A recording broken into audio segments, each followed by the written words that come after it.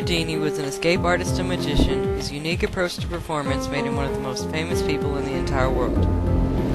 His imaginative ideas influenced many performers everywhere to seek new aspirations. Even to this day, there is an aura of mystery and disbelief surrounding the name Houdini.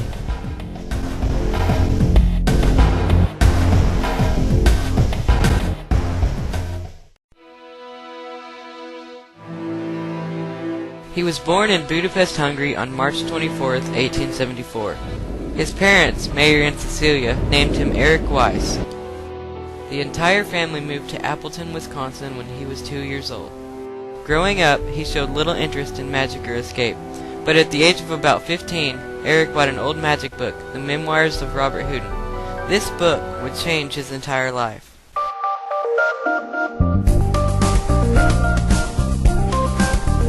Years later, Eric and his brother Theo called themselves the Brothers Houdini. After less than 2 months of performing, their act came to a close. This was because Eric met a girl, Beatrice Ronner. They were married less than a month after they met. Harry and Bess, as he called her, started performing in small stage shows. Their greatest trick was one called Metamorphosis. This trick practically made his reputation. In this trick, Houdini tied his wife's hands with rope and put her in a trunk, which was locked. He then would place a cabinet between the trunk and the audience. Stepping behind a curtain, Houdini would magically switch places with Bess in 3 seconds. This would be one of his most famous tricks for years to come.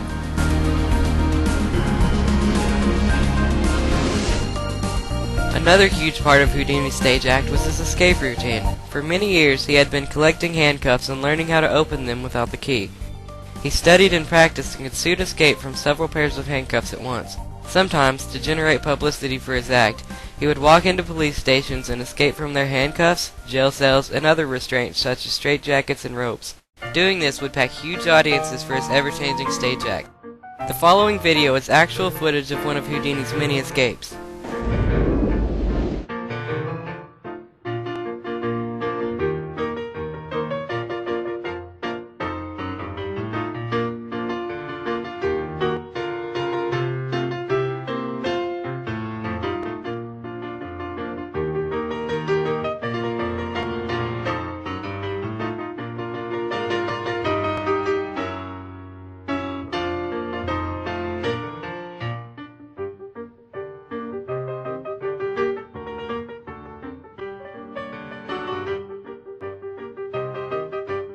One particular time in Chicago, the police searched him for keys, put 3 pairs of handcuffs on him, then locked him inside a cell. He walked out completely free within 3 minutes. For the first time in his life, Harry Houdini's name appeared in the newspaper.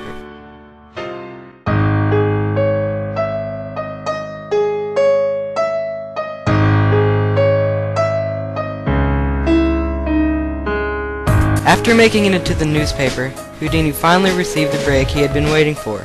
Martin Beck, a huge theater manager in the West, saw him perform.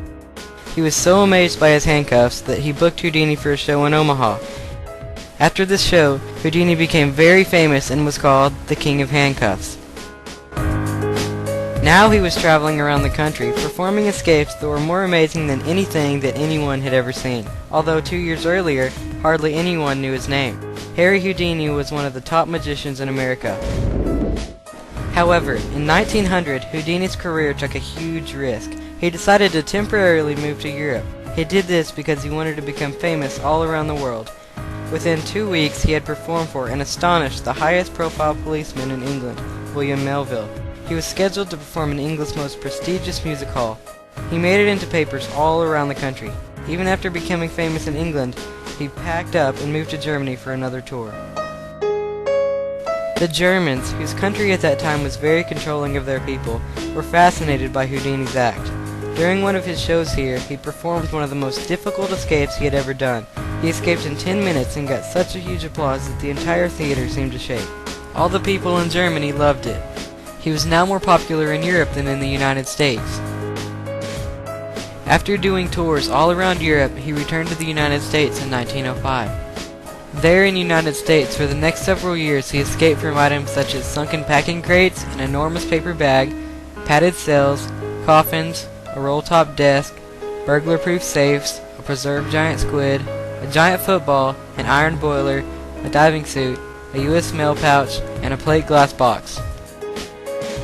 In 1908, he did his famous milk can escape, where he was padlocked in a large milk can that was filled up with water. He would escape from this can within minutes without unlocking anything. He was becoming so famous all around the world that he was almost constantly doing tours. He even bought a plane in Hamburg, Germany, and was the first person to ever fly in Australia.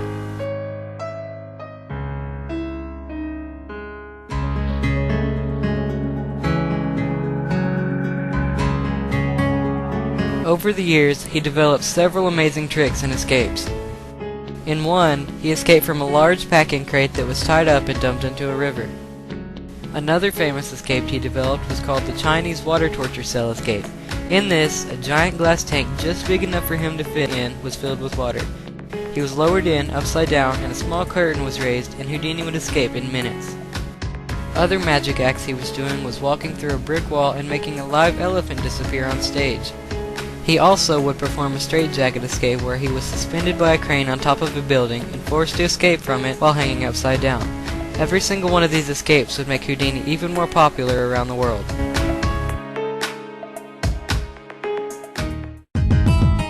In fact, one of the biggest reasons he was so famous were these escapes. Without his amazingly creative thinking, he would be just like every other magician at that time. Another key reason he was so renowned was his superb stage presence when performing. His showmanship enthralled his audiences more than any other performer at that time. These two aspects really made Houdini stand out as a performer. Also, the world was vastly changing at that time. The film industry was beginning, and movies were becoming enormously popular around the world. Houdini saw this as a way to make money, so he started producing movies in 1916. Unsurprisingly, these movies were extremely popular around the world. His most famous movie was one called The Grim Game. The most memorable scenes when Houdini was suspended by a rope between two flying airplanes. However, Houdini's movie career shortly came to an end from lack of originality. Even from all this negative feedback, Houdini was now more popular than ever.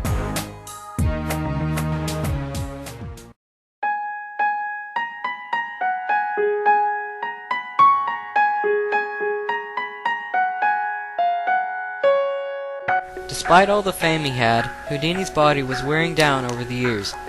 In 1926, when he was 52 years old, he was performing a tiring 2.5-hour show almost every day. In a show in Albany, his ankle broke from a malfunction in the Chinese water torture cell escape. Houdini ignored the doctor and still performed the rest of the night. Then one day at McGill University, a young amateur boxer asked Houdini if he could withstand a punch to his stomach, which was a regular trick in a stage act. Houdini accepted this, and before preparing to do this, the young boxer, Gordon Whitehead, punched him hard in the stomach. Houdini was in so much pain later on that he agreed to go to the hospital. When doctors operated, they found that his appendix had burst. Houdini was given little hope of surviving from this damage. After much surgery and patience, Harry Houdini died on October 31st, 1926.